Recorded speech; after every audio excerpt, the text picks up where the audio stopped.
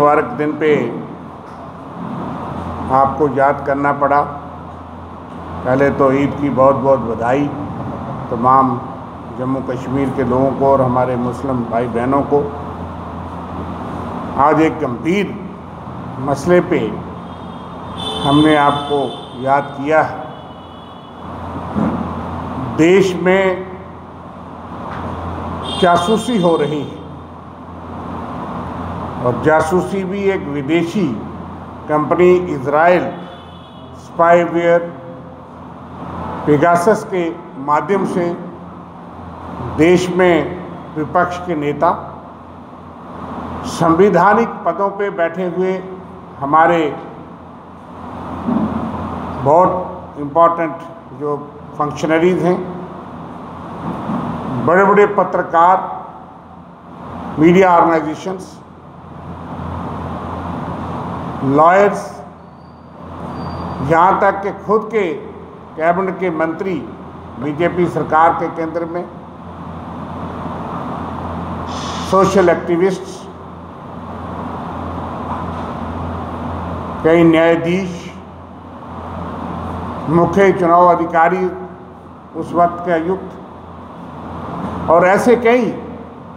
बहुत अहम नाम जो हैं उजागर हुए हैं मीडिया के रिपोर्ट्स के माध्यम से, कि जिससे ये पता लगता है कि देश की आंतरिक सुरक्षा, नागरिकों की अपनी सुरक्षा और प्राइवेसी तमाम खतरे में है और सरकार के माध्यम से जासूसी का आरोप लगे हैं। उसमें यहाँ तक कहा गया है कि देश की बड़ी अखबारें Hindu, Indian express, Hindustan times और कई मीडिया ऑर्गेनाइजेशंस, उनकी भी जासूसी हो रही है। हमारे नेता, विपक्ष के नेता श्री राहुल गांधी जी और उनके स्टाफ के भी 5 मेंबर्स की जासूसी हो रही है और पता नहीं कितने विपक्ष के नेता और यहाँ तक के कैबिनेट के मंत्री, उनकी जासूसी के आरोप लगे हैं, जो कि एक ऐसी कंपनी इजराइल स्पाईवेयर NSO जो पेगासस का प्रोडक्ट बनाया जिन्होंने, उनके माध्यम से, और उनका ये कहना है कि वो प्रोडक्ट सिर्फ सरकार या सरकार की एजेंसी को ही उपलब्ध कराया जा सकता है। इसका मतलब है कि मोदी सरकार, उनके माध्यम से ही ये सारा काम चल रहा है और ये जो सॉफ्टवेयर है पेगासस, ये आपके किसी भी नागरिक के कैमरे में, आपके टेलीफोन में, स्मार्टफोन में, सेल फोन में खुद ब खुद ही डाला जा सकता है। आप क्या बात करते हैं, टेलीफोन हैक कर सकता है, आपके कैमरा को हैक कर सकता है, आपके माइक्रोफोन को हैक कर सकता है, आपका तमाम पासवर्ड को हैक कर सकता है, चुरा सकता है, आपके तमाम डाटा को चुरा सकता है। आप घर के अंदर, आपका टेलीफोन बंद भी है, आपकी सारी बातें देखी जा सकती हैं, सुनी जा सकती हैं, यहाँ तक कि आप बेडरूम से बाथरूम तक कोई सुरक्षित नहीं है। सरकार या वो एजेंसी जो सॉफ्टवेयर कहीं भी झांक सकता है और रिपोर्ट्स ये हैं कि ये आज से नहीं हो रहा। 2019 के जनरल चुनाव से कहीं पहले इस तरह की जासूसी देश के अंदर चल रही है। एक विदेशी कंपनी के हवाले ऐसा सॉफ्टवेयर जिसके माध्यम से वो सब कुछ जान सकें, यहाँ तक कि जो लोग देश की सुरक्षा एजेंसीज के उच्च अधिकारी जो आपकी हमारी सुरक्षा करते हैं, बॉर्डरों की सुरक्षा करते हैं, हमारी रक्षा करते हैं, उनकी भी जासूसी हो रही थी। ये इतना गंभीर मामला है कि आप देख रहे हैं कि संसद के अंदर, संसद के बाहर, पूरे देश के अंदर इस वक्त इस चीज़ का भय और डर और चर्चा है। और सरकार कहती है कि हमें पता नहीं, जबकि ऐसे रिकॉर्ड मौजूद हैं कि पार्लियामेंट के अंदर जो पिछले आईटी मंत्री थे रविशंकर प्रसाद जी, उन्होंने कॉलिंग अटेंशन मोशन में ये माना है कि हमने जो एनएसओ पेगासस के प्रोडक्ट की कंपनी है उसको नोटिस दिया है कि ऐसा मालूम हुआ कि 121 टेलीफोन का कुछ जानकारी प्राप्त हुई है कि उनकी हैकिंग या जासूसी हो रही थी। और आज सरकार कहती है हम तो जानते ही नहीं पेगासस क्या है और क्या है, जबकि पेगासस ये कहता है कि ये प्रोडक्ट सिर्फ सरकार या सरकार की एजेंसीज को क्राइम या आतंकवाद के खिलाफ लड़ने के लिए बेचा जा सकता है। तो कौन सा क्राइम, कौन सा आतंकवाद की जानकारी ये राहुल गांधी या विपक्ष के तमाम नेता या संवैधानिक पदों पर बैठे हुए लोग, न्यायाधीशों से लेकर चीफ इलेक्शन कमीशन उस वक्त के अशोक लवासा जी, मीडिया के पत्रकार बंधु, बड़े बड़े ऑर्गेनाइजेशंस, वकील, देश के उच्च वकील और बड़े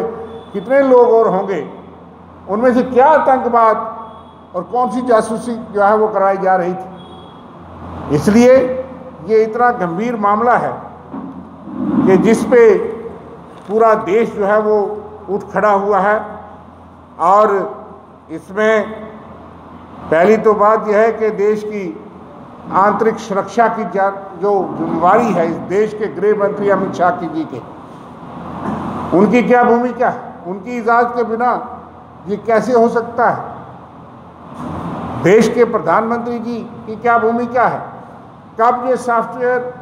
इजरायली स्पाईवेयर पेगासस को जो है वो खरीदा गया, कब खरीदा गया, कितने पैसे में खरीदा गया, ये सवाल कांग्रेस पार्टी ने राष्ट्रीय स्तर पे उठाए हैं।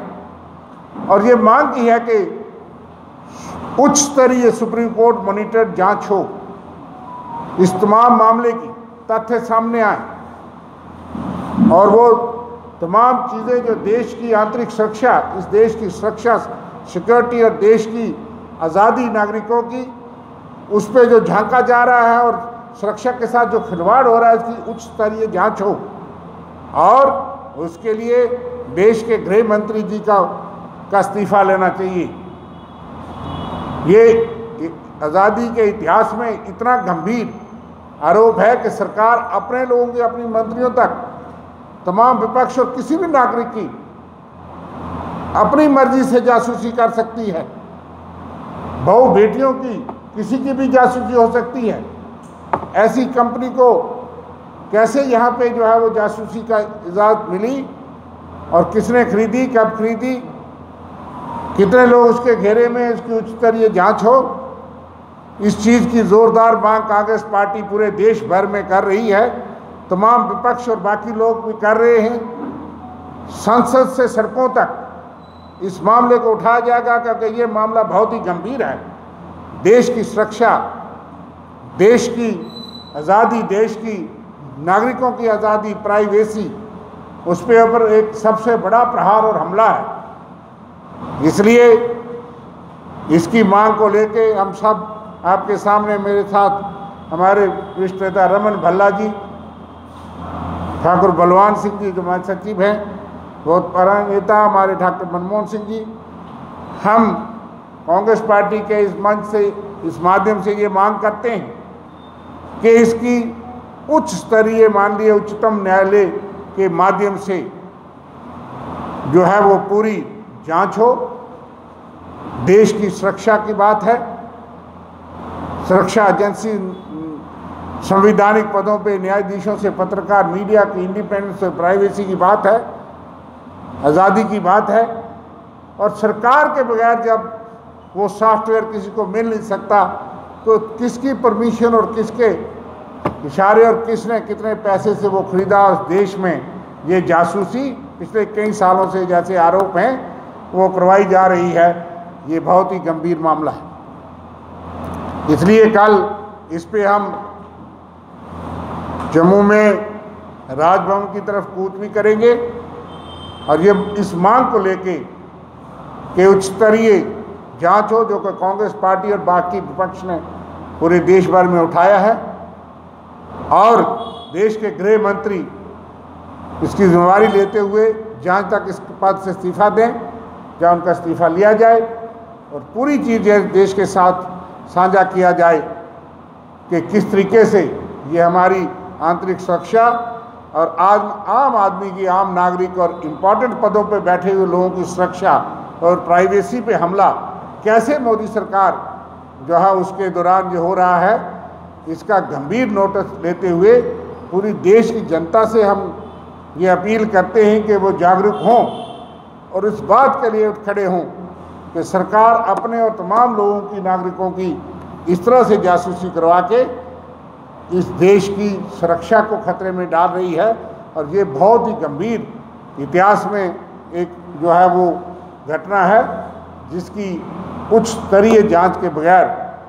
जो है मैं समझता हूँ कि देश के साथ इंसाफ नहीं होगा।